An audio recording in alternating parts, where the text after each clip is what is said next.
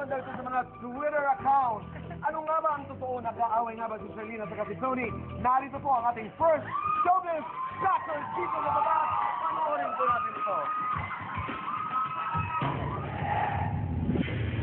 First showbiz shocker. Tony Gonzaga at Charlene Gonzalez. May namumuo nga bang iringan? Last week, pumutok ang nakagigimbal na kontrobersiyang di umano may namumuong alitan sa pagitan ni Tony at Charlene sa isang online community board. Naging usap-usapan ng ilang mga miyembro nito ang napapansin nilang gap di umano sa pagitan ni Tony at Charlene. Ayon sa kanila, halatang halata daw ang pag-iismiran at hindi pagpapansinan ng dalawa sa labas. At ang mas nakagugulantang pang-issue, Charlene Gonzalez, inaaway di umano ng mga fans ni Tony. Pero nang subukang kunin ng dabas ang panig ng ilan sa mga miyembro ng fans club ni Tony, mariin nilang itinanggi ang akusasyon.